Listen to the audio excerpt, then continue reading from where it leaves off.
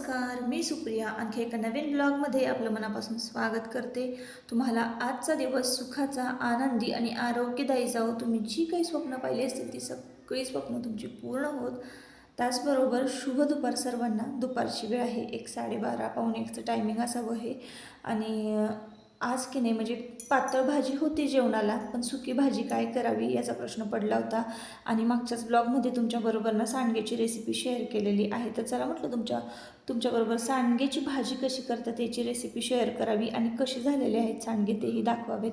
तर तुम्ही बघताय आता आधी की नाही थोडंसं तेल घातलं कढईमध्ये आणि हे सगळे सांडगे की नाही छान तळून घेतलेले आहेत. आणि असं केल्यानं का नाही आपल्या कालवणाची भाजीची चव वाढते. तर तुम्ही नुसते तळलेले सांडगेसुद्धा खाऊ शकता, खूप टेस्टी लागतात बरं का. आणि करायला भाजी तर इतकी सोपी आहे ना. तर बघा इथं कढईमध्ये ना परत 2 चमचे तेल घेतलं. तुम्ही तुमच्या अंदाजानुसार घ्या, तुम्हाला किती पाहिजे, कमी जास्त. आम्ही तर थोडंच घालतो, अगदी 2 चमचे. आणि मग त्यानंतर बारीक चिरलेला कांदा जो आहे ना, 2 कांदे घ्यायचे. भरपूर कांदा घालायचा सांडग्याला आणि मस्तपैकी छान परतून घ्यायचा आहे तो. आणि मग त्यानंतर त्यामध्ये मीठ घालायचं आहे आणि लाल तिखट घालायचं आहे बस. आणि हा कांदा भाजून झाला की मग हे तेलामध्ये तळलेले सांडगे ह्या कांद्यामध्ये परतून घ्यायचे आहेत. आणि मग थोडंसं पाणी वरून घालायचं आहे, झाकण ठेवून द्यायचं आपल्याला. 10 ते 12 मिनटं छान सांडगा शिजू द्यायचा आहे. हा सांडगा तुम्ही भाकरीबरोबर, ज्वारीच्या, बाजरीच्या भाकरीबरोबर खाऊ शकता, चपातीबरोबर. एकदम भारी लागतो चवीला. आणि कधीकधी असं होतं ना की उन्हाळ्यामध्ये पण जेवणच जात नाही. मग थोडंसं कुठंतरी चटण्या वगैरे केल्या किंवा असं काहीतरी टेस्टी खायला असलं ना की भारी वाटतं. आणि पावसाळ्यामध्ये होतं असं की भरपूर पालेभाज्या मिळतात खायला, पण त्या खाण्यायोग्य नसतात, सडलेल्या असतात जास्त पाण्यामुळं. तर मग असं सांडगं किंवा बटाटा, पापड असं कोणी कोणी कुरवडीची भाजीसुद्धा करतं. तर असे पदार्थांना पावसाळ्यामध्ये जास्त खाण्यात येतात. तर आता मीठ घातलं होतं थोडंसं जाड मीठ कांदा भाजता आल्यानंतर. आणि मग त्यानंतर आपला कांदा लसूण मसाला घातलेला आहे. जर तुम्हाला आपला कांदा लसूण मसाला म्हणजे अगदी मी केलेला, घरी तयार केलेला, घरगुती मिसळलेला जर पाहिजे असेल तर तुम्ही खाली डिस्क्रिप्शनमध्ये नंबर दिलेला आहे. आणि पाहिजे तर मी आवर्जून आत्ता स्क्रीनवर नंबर देते, मागच्या व्हिडिओमध्ये मी विसरले होते.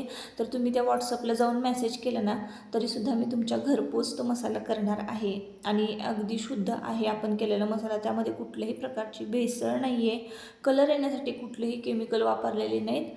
मी स्वतः घरी तयार केलेला मसाला आहे आणि त्याचे व्हिडिओ आधीच मी आपल्या चॅनलवर अपलोड केलेले आहेत. 10 ते 15 मिनटात ना सांडगा मस्त शिजतो बरं का, मऊसूत. 2 ते 3 दिवस ना मी सांडग्याला चांगलं ऊन देऊन घेतलेलं होतं, वाळवून घेतलेलं होतं, जेणेकरून तो वर्षभर टिकावा.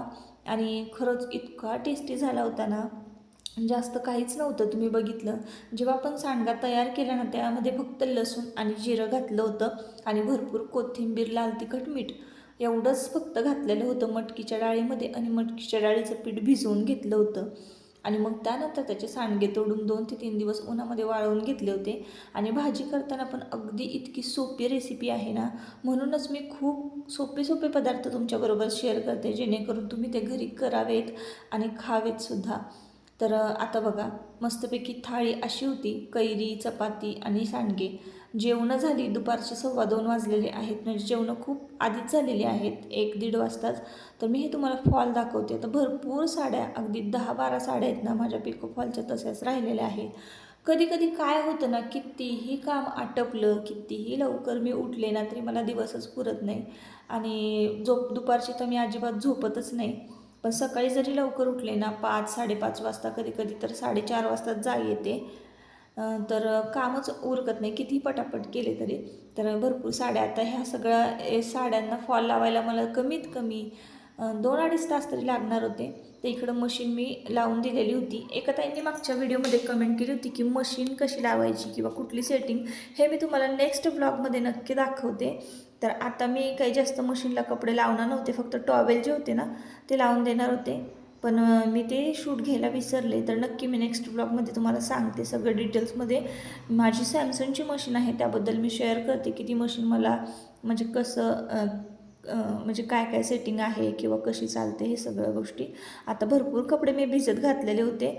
आणि मध्ये मध्ये ना डोकं खायला दुपारच्या वेळेला ना देवांशी येतो. आणि तो काय बोलतोय ना हे पुढे तुम्ही ऐका बरं का. मी दुसरी मेहंदी लावली होती तू बाळ असताना. कळलं का?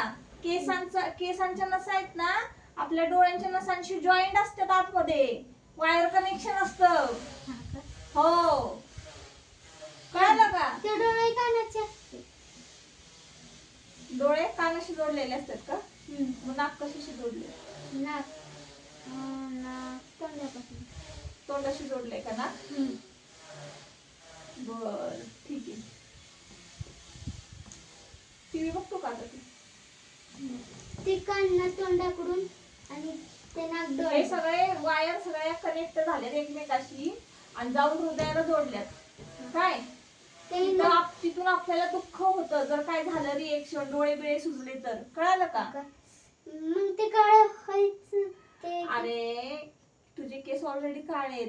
आपण जेव्हा लहान असतो ना तेव्हा आपण यंग असतो की नाही, हळूहळू यंग होतो तर आपले केस छान काळेच राहतात. आपण जेव्हा म्हातारं होतो ना, आपलं वय जास्त होतं ना, तेव्हा आपले केस पांढरे होतात. तेव्हा लावायचं असतं ते म्हातारपणी, आता नाही. जा आता मला माझं काम करू दे, तू तुझं काम कर. हे बघ, 1 to 100 टेबल्स लिहून दाखव मला, मी तुला पिक्चर बघायला घेऊन जाईन. ओके. तर आता इथं झालं असं की आता आमचा आयुष दादा तर कॅम्पला गेलेला आहे. डोकं खायला घरामध्ये मी सोडली तर त्याला कोणच नाही आहे. आणि त्याचं कसं असतं ना, देवांशचा स्वभाव असा आहे की त्याला एक परफेक्ट रिझन जोपर्यंत मिळत नाही आहे ना, की ही गोष्ट आपण त्याला सांगितलं की ही गोष्ट करू नको, मग का करू नको याचं रिझन जोपर्यंत त्याच्या मनाला पटेल असं आपण कारण देत नाही आहे, रिझन देत नाही ना, तोवरती ती गोष्ट तो करायची थांबत नाही. थोडक्यात म्हणजे ना, माझा पण स्वभाव बरं का असाच आहे. काही काही गुण आपण आपल्या आईवडिलांच्या आपल्या अंगामध्ये असतात, घेत असतो. मग ते चांगल्या सवय असू दे, वाईट सवय असू दे. तर मला एखाद्यानं सांगितलं ना की तू ही गोष्ट तू करायची नाही किंवा करू नकोस, तर मग मला त्यामागचं कारण पाहिजे असतं की का नाही करायची, काय प्रॉब्लेम आहे किंवा काय. तर मी मला पटेल असं कारण जोपर्यंत तुमचे दादा देत नाहीत तोवर मग मी काय ऐकत नाही त्यांचं. आणि जेव्हा ते कारण देतील की ही गोष्ट अशी तू ती करू नकोस, तर मग मला पटेल असं कारण मिळालं ना की मी ती गोष्ट नाही करत. सेम देवांशचा स्वभाव तसा आहे. त्याला आपण सांगितलं ना की नको करू ह्या गोष्टी, तर तू ते कारण मागत असतो. त्याला पाहिजे असतं की ते का नाही करायच्या. मग जोपर्यंत पटेल आपण असं कारण देत नाही तोवर तो करायचं थांबत नाही. तर झालं आहे असं की तुमच्या दादांनी ना, तुम्हाला माहिती आहे, हेअर ट्रीटमेंट घेतलेली आहे. तर त्यांनी तो पॅच बसवलेला आहे, वॉटरप्रूफ पॅच आहे. आणि आपण स्विमिंग करू शकतो, म्हणजे केस भिजवू वगैरे शकतो, धुवू शकतो. आणि त्यांनी ना केस हायलाईट करून घेतलेले आहेत. आता तर त्या आजच्या व्हिडिओमध्ये नाही आहे, नेक्स्ट व्हिडिओमध्ये मी त्यांना घेते. तर त्यांनी हायलाईट केलेले आहेत त्यांचे केस. आणि ते बघून ना देवांशला करायचं होतं. तर त्याला आहे ना आजीबाबांनी कलर करतात ना तसा कलर त्याच्या केसाला करायचा होता. आणि मग मी त्याला जोपर्यंत परफेक्ट रिझन देत नाही आहे की कारण देत नाही की नको करू, लहान मुलांनी नसतं करायचं, तर तो ऐकतच नव्हता. म्हणून त्याला सांगितलं की डोक्याच्या नसा आपल्या डोळ्याशी जॉईंट असतात, मग डोळे खराब होतात, कलर लावलं की लहान मुलांनी लावू नये वगैरे अशा सगळ्या गोष्टी. तर त्यामुळं मग तो कलर लावायचा म्हणजे हट्टच करत धरून बसला होता की मला कलर करायचे, हेअर कलर करायचा आहे असं. म्हणजे पप्पाचं बघून त्याला खूप म्हणजे करावंसं वाटत होतं, कारण त्यांचे केस खूप छान झालेले आहेत हायलाईट केल्यापासून.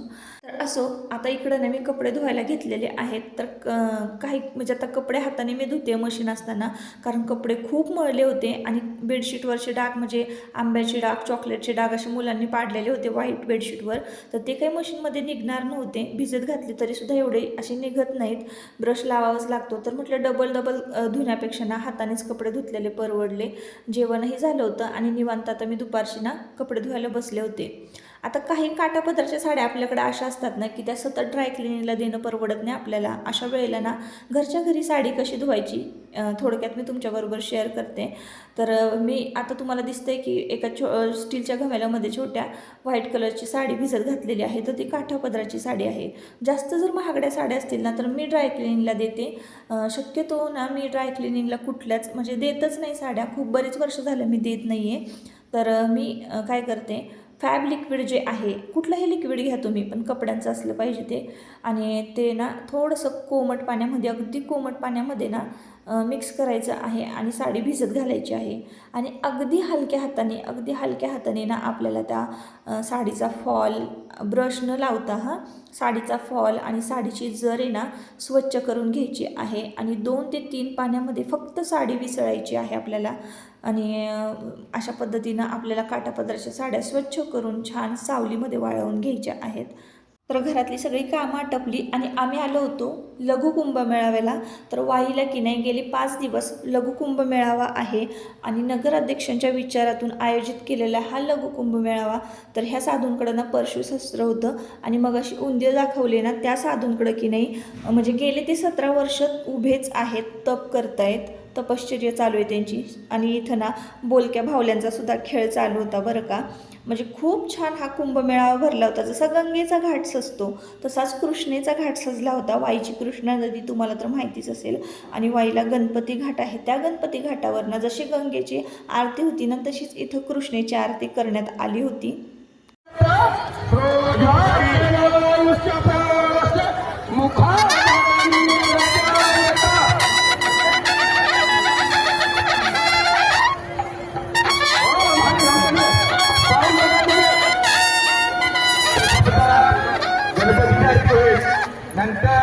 सप्त ऋषींपैकी एक ऋषी भृग ऋषी, मांडव ऋषी यांसारखे थोर तपस्वी ना आपल्या वाईमध्ये होऊन गेलेले आहेत.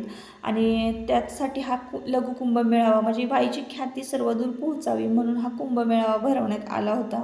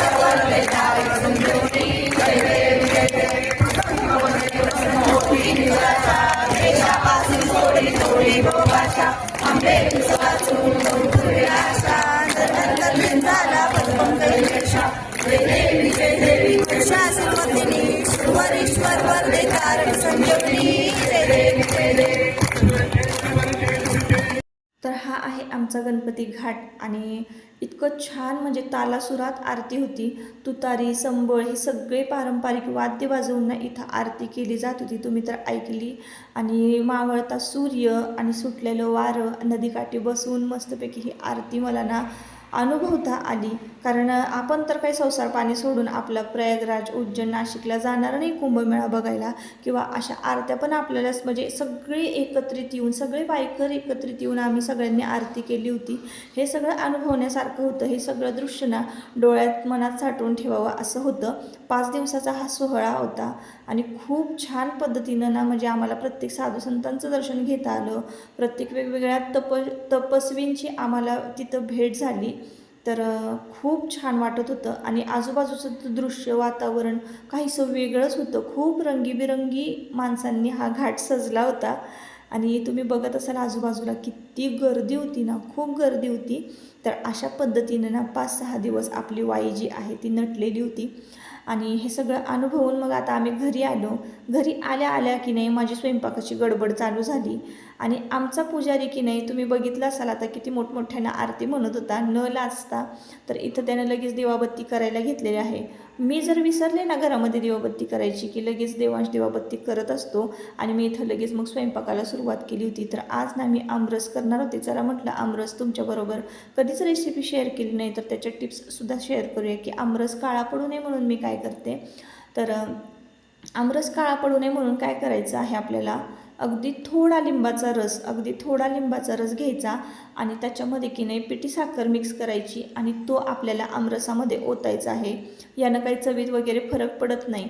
पण अजिबात ह्यानं म्हणजे लिंबाच्या रसानं आहे ना आमरस कधीच काळा पडत नाही. मग तुम्ही त्याला 1-2 दिवस ठेवलात तरीही चालेल. अगदी पिवळा धमक तसाच राहतो.